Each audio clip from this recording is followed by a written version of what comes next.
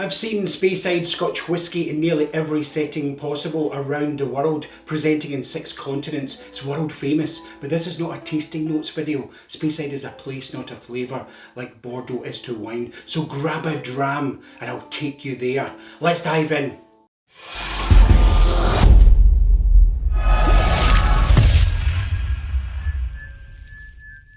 Hello, Hendo here, and welcome to Scotch Whisky, Speyside region deep dive. In this video I'll share my insights to physical region of Speyside Scotch Whisky. So here's how I'll share Speyside's story, geology, then and now, the players, landmarks and elements. Many brands group Scotch Whisky by flavour at duty free and retail displays now because regional styles have diversified so much. Speyside whiskies produce so many flavour nuances. Sweet, fruity and green apple just doesn't cover the complexity. Starting with geology, Speyside region is a geographical area of Spey River Valley, northeast of Scotland. River Spey runs northeast towards the sea. Moray Firth from the Cairngorms and Mauna Lea mountains formed 420 million years ago. Pure water drops 1200 feet down the Grampian glacial plateau over Moyne Rock. A limestone belt runs from Tomintoul to the Moray coast. Bands of old red sandstone and quartzite, granite from Bryn Rins and Glenlivet. These create microclimates in each valley, from a lower alpine meadow feel in the summer to bleak high Arctic tundra in the winter.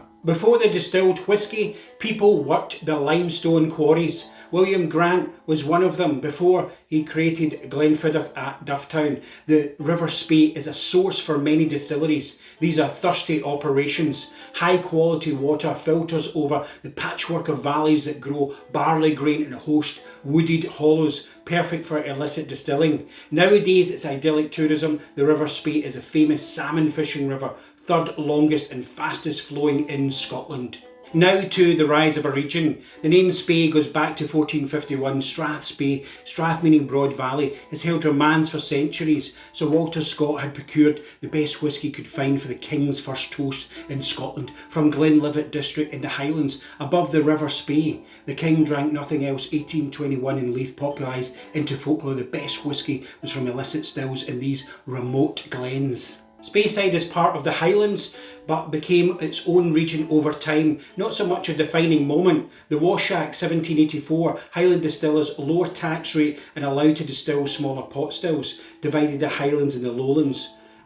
Rise in popularity in the 19th century. By 1890, Speyside was starting to be treated as a subdivision of the Highlands because of the concentration of distilleries there. Anais MacDonald's 1930 book on whisky mentions Strathspey whisky or Spey whisky, but Speyside is formally recognised. The Scotch Whisky Act 1988, again in 2009, protected region for Scotch whisky distilling under UK government legislation. Distilled in Strathspey, the area around River Spey and Moray and Badenoch, which means drowned land, and Strathspey. United Distillers 6 classic malts, marketed from 1988, pioneered grouping of Scotch whisky but wasn't actually the regions that we know today. The word Glen means valley. Many Speyside whiskies are named Glen something, like Glenfiddich, Glenlivet, Glenfarclas, but there are exceptions like Glenmorangie. That's not Speyside, that's a Highland malt. The name Glenlivet is a place, Glen of Livet. But in illicit times, 19th century, many distillers, a dozen or so, used Glenlivet suffix.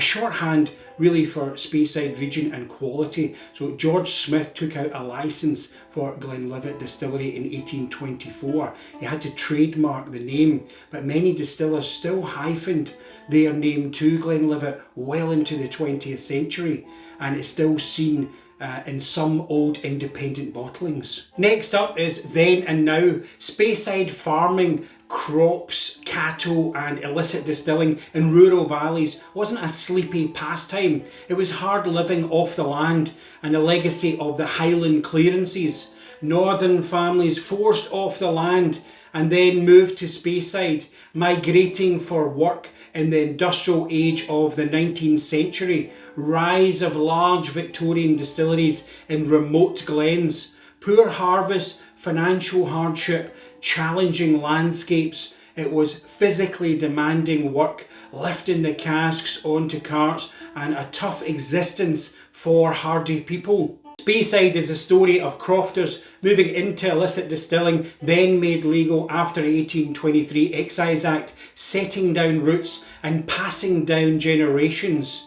Rising industrial scale defined by laws, wars and market forces. But recent archive discoveries have uncovered the use of other grains than barley in mixed mash bill distilling in that era, like the Irish distilling. Challenging previous assumptions of a smooth transition from illicit distilling to legal to blends to single malt. Blended Scotch rose through the necessity of consistency in the 1850s. Andrew Usher in Edinburgh vatted casks of the Glenlivet, becoming the first legalised blended whisky in 1860. Using 50-50 malt to grain. Also from 1863, the Highland Railway line really opened up transportation of stock and also Victorian tourism. At the same time, phylloxera destroyed vines in France, pushing demand for whisky in London. A boom era for Speyside in the 1890s. Many iconic Speyside single malt distilleries today were workhorses in the heart of blends called filling malts. Blenders based in Speyside, Perth, Edinburgh or Glasgow would source spirit from many distillers. It's a big part of Speyside's success story. Blenders sit down with inventory to discuss the filling plan, selecting spirits to use for their recipe. Around 1916, haulage and motor transportation starts to take over from horse and cart to meet the demand in remote Speyside. Even today, spirit tanker vehicles are vital to transporting bulk liquid and casks down from Speyside. Today, tourism is a big part of Speyside region. Distillery visits, huge investment in visitor centres, the annual Spirit of Speyside Whisky Festival, although virtual this year, last year, usually May is busy, and then peak season in August for visitors. Macallan's award-winning design Cathedral of Whisky cost £140 million, opened in 2018. Glenmorangie has a great tour, and Benriach is just opening up a new visitor centre. Speyside is a must-visit tourist destination following the malt whisky trail, and also if you like salmon fish. Now on to landmarks, starting from the north coast, travelling southwards. Elgin is the largest town, the cathedral town, about 6 miles from the Moray coast. It's a hub to explore distilleries on the outskirts. Glenmorangie, Linkwood, Glenlossie, Glen Elgin, Manachmore, Longmorn and Benriach. Driving south from there is Rothastown, home of Glenrothes whisky, Glen Grant and Forsyth, the copper pot still makers. South from there is the famous River Spey at Craigellachie and iconic landmark of Craigellachie cast iron bridge built by engineer Thomas Telford around 1814. You are now in the heart of the Speyside region. I won't name all the distilleries, but roads off to Macallan, Craigellachie Hotel and Highlander Inn. Nice place to stop. You can go south to Dufftown, home of Glenfiddich, Balvenie and Mortlach. From there, the Keith Dufftown Railway is a great adventure. Keith the town with Strathisla Distillery, home of Shivers. Southwest from Craigellachie along the A95 road past Aberlour, Glenfarclas and Ballindalach. The road forks to Glenlivet and Tomintoul. Speyside Cooperage just outside Craigellachie is well worth a visit to see a working cooperage. The casks are coming in from Europe and America. Now to the players. Ups and downs, this region has seen it all. About 12 permanently closed distilleries. Many were mothballed and reopened several times during the wars. Alfred Barnard visited many Speyside distillers and wrote about it in his 1887 book. The big three, Macallan by Edrington, Glenfiddich by William Grant and Glenlivet by Pernod Ricard, make up nearly a third of Scotch single malt market. 50 million litres in spirit. The volumes produced is eye-watering, and mainly what you'll see at duty-free airports around the world. especially if you live in Asia Pacific. The Glenlivet is top selling single malt in the US, number 2 in the world, and Glenfiddich is top in the world and number 2 in the US, and biggest Speyside distillery. And Glenfiddich claimed to market the first single malt in 1963.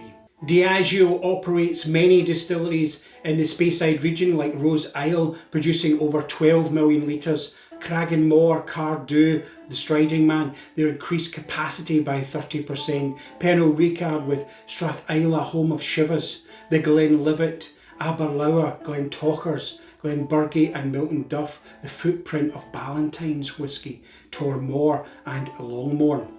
Campari owns Glengrant, La Martinière owns Glenmoray, Brown-Forman owns Benriach, Craigellachie, Altmore and Glendeveren by Bacardi Dures. Alliance Global owns Tamnavullen and Ballindalach.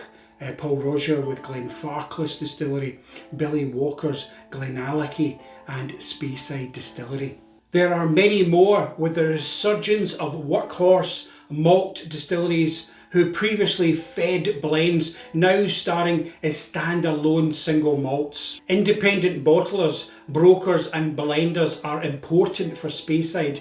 Gordon MacPhail of Elgin, the oldest bottler in continuous operation in Scotland from 1895 as a grocer, first of all, pioneered independent bottling in the 1960s, inspiring many others like Duncan Taylor and Murray McDavid. From groceries to blenders' offices in Glasgow, Speyside whisky has been traded in bulk since 19th century.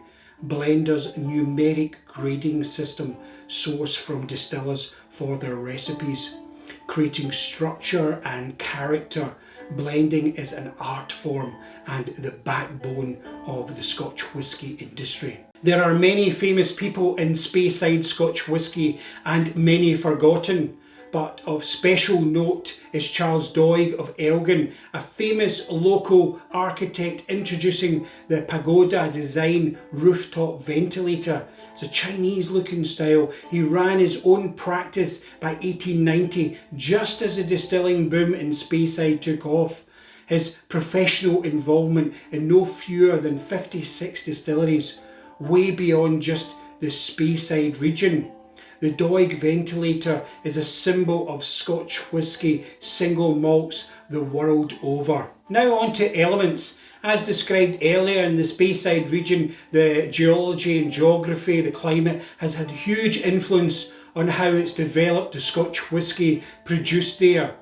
It's been adjustment over time with science in water, barley crops that are grown, trends through the eras, outsourcing to meet demand, and huge expansions we see in recent times. The investment in cask management is only in the last few decades, believe it or not, but a very noticeable addition.